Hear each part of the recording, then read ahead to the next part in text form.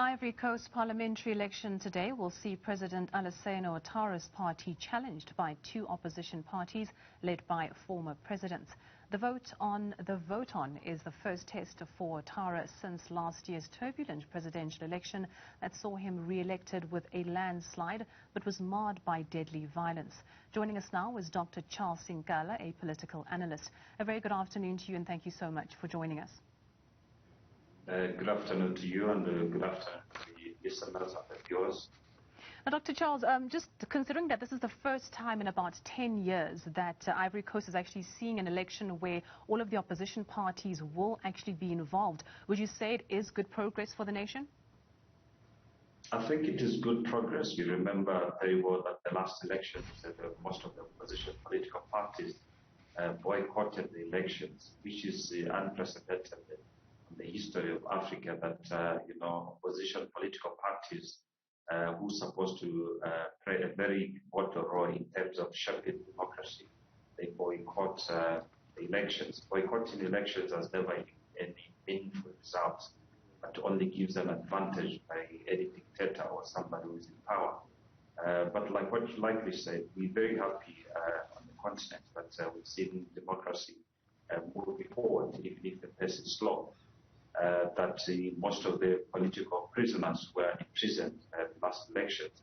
These elections has been given an opportunity to participate, to vote for the parliamentary candidates, but as well as we have that about two presidential former candidates or presidential former presidents rather, who are also supporting their political parties.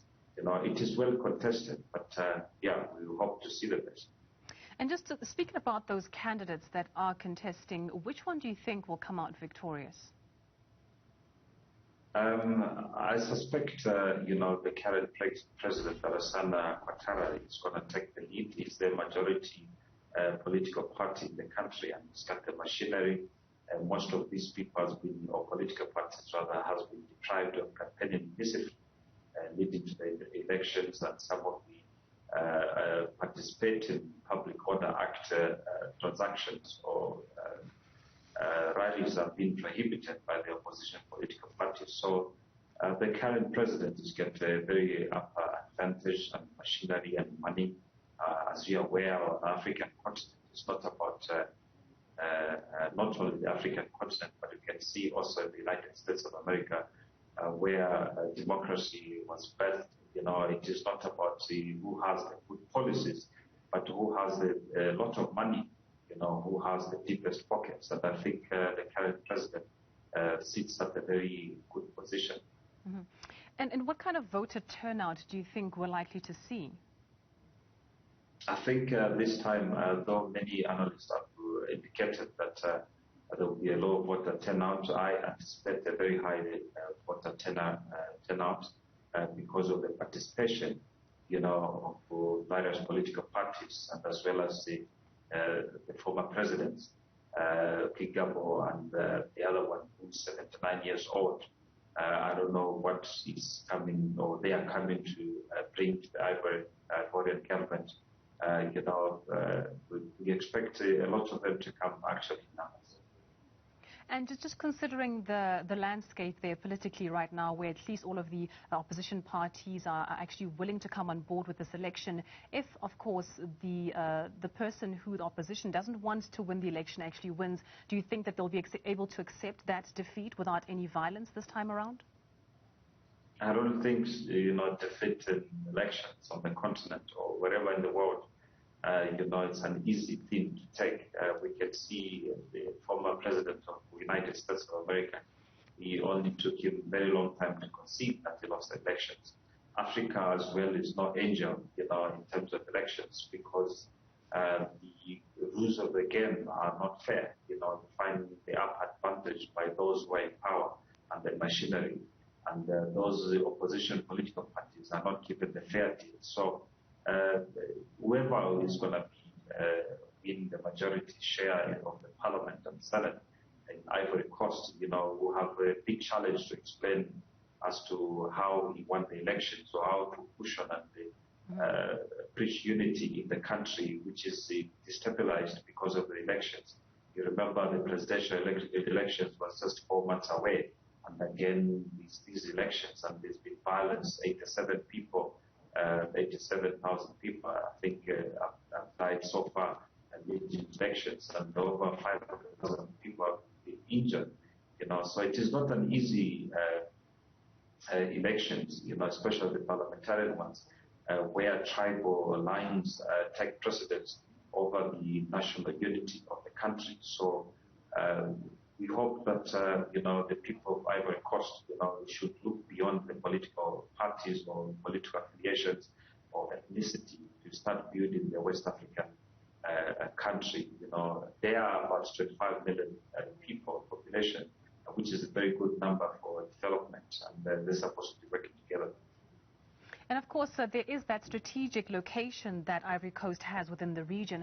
Just having a smooth election, as smooth as possible, if we can put it that way, what sort of impact would that have on the way that the international community perceives Ivory Coast and just its role, or that strategic location it has within the region? Correct. Ivory Coast is well endowed with minerals and natural resources. And like what you likely put it, the position in West Africa is very good in terms of trade. And the signing of the Intercontinental African Free Trade Agreement just brings it a very good position, and the stability of political wrangles in the country will boost the economic impact in the region, and especially for the Ivory Coast itself as a country. So I think that's what the investors really look for in terms of dealing with whatever the country, in this case Ivory Coast. They have to look at the stability of the political platform. And just lastly, if you can just take us back to last year. I mean, in the month of July, we saw the vice president resign. In October, it was that election that was just marred with violence. You've mentioned some of the issues that were at play there, the political muscle and financial muscle that some of the candidates have, and opposition members being arrested. What were the other issues, underlying issues, that actually caused that violent tension? Yes, I'm very happy that you brought up that point. In Africa, we are not short of believing in magic and juju, abracadabra, and all sorts of things. Many positions in government are left vacant. Many vice presidents and the deputy president, and the other one died as well. Also, the president of parliament, whom we call in South Africa the speaker, the position is vacant because they are scared of dying. Many of them are sick, and those who are very high positions. So it is a bit of a problem, especially for the current president, to put capable leaders into position, because they're scared of being eliminated either within the political party or from the outside. So those are the challenges that they have on the ground in terms of management, because of the competition has gone beyond beauty in the country and unity. It is about who can be in position of influence and enrich themselves. So we hope the people of Ivory Coast, and especially the regional bloc, they try to sit down and they motivate within the region and from the international community how important it is, to let the political landscape to stabilize so that it can boost economical development. And just lastly then, what do you think is a way forward? I know that you're very hopeful of a good voter turnout today, and you've mentioned that people are very fearful of actually filling these positions if they have the qualifications. They're scared they might die in office or be assassinated. What would you say then would be a way forward for Ivory Coast? I think President Ouattara must show leadership beyond political lines. He needs the majority power in the parliament of 205 seats for him to participate or make a very good government. You must remember that being a president must have control of parliament. That's why laws are passed, and the direction of the country. But if he has partly controlling parliament, it will be very difficult, because whatever he brings up, it will be opposed. And we hope that it takes the majority stake of parliament, and he finds and identify people who are capable, not based on ethnicity or political lines. And as well, he must extend his invitation in appointing leadership within in government, not only within his political party, but let him show leadership, to extend and they appoint opposition leaders or political opposition members, to parliament, to cabinet office. You saw how President Cyril Ramaphosa did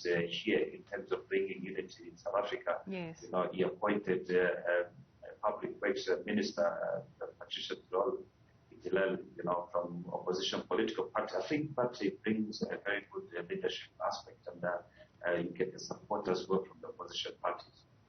Well, thank you so much for joining us and for giving us that analysis. That was political analyst Dr. Charles Sinkala, and we do wish Ivory Coast a very peaceful election today.